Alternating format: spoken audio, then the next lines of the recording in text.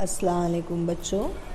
आज हम जंग आज़ादी का इख्तिताम का पार्ट 2 पढ़ रहे हैं।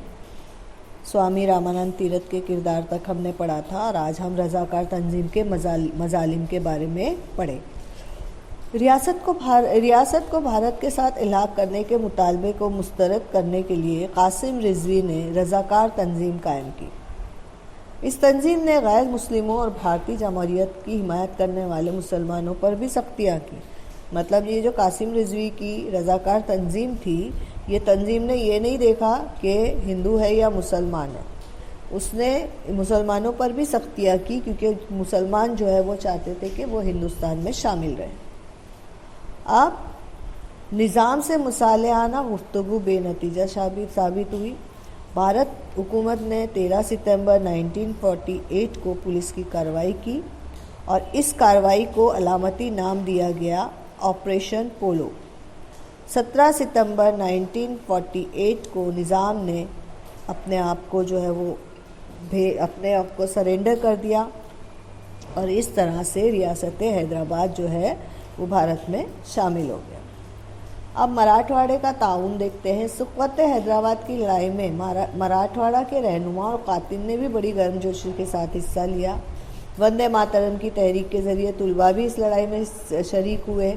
बाबा साहब प्रांजपे, आशाताई वाघमारे, स्वामी रामानंद तीरथ, गोविंद भाई श्रॉफ, अनंत भालेराव इन लोगों ने इस लड़ाई की क़यादत की।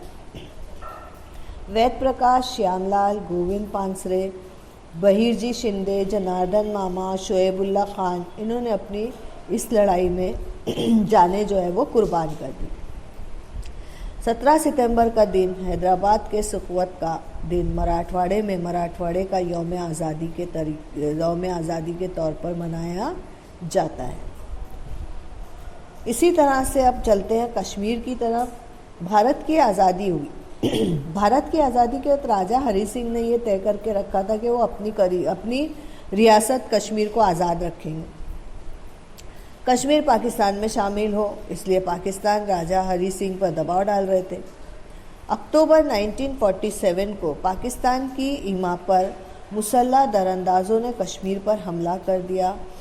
तब जब उन लोगों ने पाकिस्तान ने हमला किया तो राजा हरि सिंह ने भारत के साथ में मिलने के मुआहदे पर जो है वो दस्तखत की और इस इल्हाक के बाद भारतीय फ़ौज बहुत बड़े इसमें पैमाने पर गई और उन लोगों ने अपना जिस तरह से उन लोगों ने कब्ज़ा किया था, उन लोगों के हाथों से कब्ज़ा अपने हाथ में ले लिया, लेकिन फिर भी अब तक का कुछ हिस्सा पाकिस्तान ही के कब्ज़े में रह गया।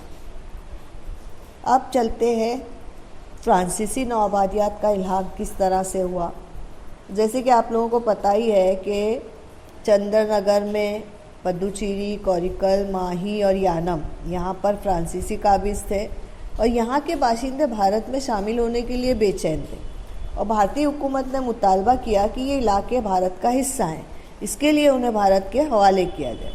तो 1949 में चंद्रनगर में इस्तिस्वाब राय, देखो बेटा, इस्तिस्वाब राय का मतलब होता है कि रेफरेंडम, यानी डायरेक्टली उन लोगों ने ये डिक्लेयर कर दिया, यानी अपने आप में ही सब ने ये डिसाइड कर दिया कि फ्रांस ने वो इलाका जो भारत का वो इलाका जो उनके पास है चंद्रनगर का, वो भारत सरकार को सौंप दे।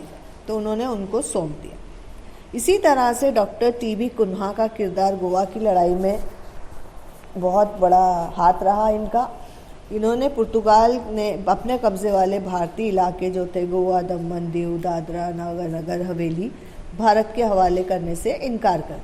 इसलिए भारतीयों को जद्दोजहद करनी पड़ी और पुर्तगालियों के ख़िलाफ़ महाज खड़ा करने के लिए डॉक्टर टी.बी. कुन्हा ने गोवा कांग्रेस कमेटी कायम की और उसके बाद 1945 में उन्होंने मुंबई में गोवा यूथ लीग नामी जो है तंजीम कायम की।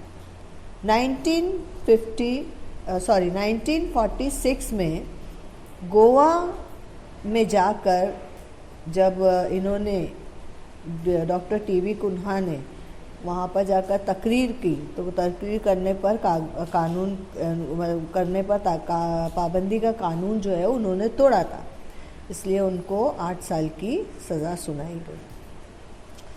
और 1946 में डॉक्टर राम मनोहर लोहिया ने गोवा की आज़ादी के लिए सत्याग्रह किया। उन्होंने ज़बान बंदी के कानून को तोड़कर तकरीर की, जिसकी वजह से तो पुर्तगाली हुकूमत ने उनको शहर बदर भी कर दिया था।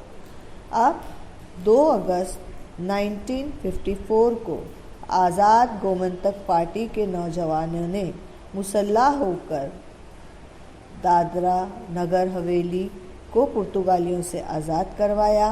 इस हमले में विश्वनाथ लोंडे, राजा भाव वाकनकर, सुधीर फड़के, नाना साहब काजरेकर वगैरह शामिल थे। 1954 में कायम होने वाली गोवा मुक्ति समिति ने महाराष्ट्र से सत्याग्रहियों की कई टुकड़ियां रवाना की। इन सत्याग्रहियों में पुर्तगाली हुकूमत ने बहुत ज़्यादा मजालिम ढाए और इन सत्याग्रहियों में एनजी गोरे, सेनापति बापट, पीटर अल्वारिस, महादेव शास्त्री जोशी और सुधाताई जोशी वगैरह शामिल। इस तहरीक के अहम रहनुमा मोहन रानाडे थे। गोवा की आज़ादी पुर्तगाली हुकूमत के मसालेहाना गुफ्तशनीद का कोई फ़ायदा नज़र नहीं आया, तो भारत की हुकूमत ने मजबूर होकर फ़ौजी ताकत इस्तेमाल करने का फ़ैसला कर लिया और इस तरह से 19 दिसंबर 1961 को गोवा पुर्तगालियों के कब्ज़े से आज़ाद करा लिया।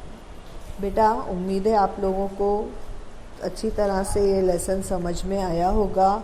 सुक़वत हैदराबाद किस तरह से टर्मिनेशन हुआ, किस तरह से मुख्तलिफ़ परिषदों का क़याम अमल में आया, फिर किस तरह से कश्मीर का इल्हाक़ हुआ, मराठवाड़ा किस तरह से बना, गोवा की आज़ादी किस तरह मिली और आज़ाद गोमंतक पार्टी किस तरह कायम की गई और गोवा मुक्ति समिति कैसे कायम हुई, इसके बारे में आप लोगों ने पढ़ा है।